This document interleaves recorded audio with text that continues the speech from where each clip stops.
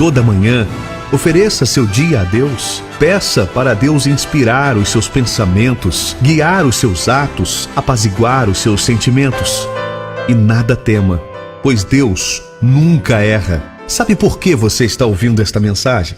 Eu não sei, mas Deus sabe, porque Ele nunca erra.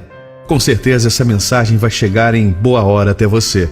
Deus está colocando em seu coração o desejo de enviar esta mensagem para alguns amigos. Faça isso.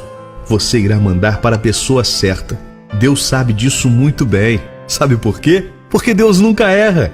Sabia que eu chorei por não ter sapatos de marca, mas vi um homem agradecendo a Deus mesmo sem ter pés? Queixo-me por Deus não ter me dado olhos azuis, mas vi um cego dando graças a Deus pela luz que ilumina um novo dia. Tenho preguiça de me levantar da cama enquanto existem pessoas lutando para sair da cama de um hospital. Parei para refletir e vi que devemos agradecer por cada coisa que temos, seja ela nos momentos maus ou bons. Porque existem pessoas passando por dificuldades maiores na vida. Não permita que esta mensagem termine aqui.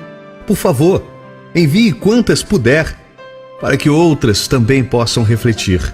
Só repasse se não tiver vergonha de dizer: eu amo Deus, Ele é tudo na minha vida. Coloca isso no WhatsApp de quem já te fez sorrir de alguma forma na tua vida. Você pode se surpreender. O Deus que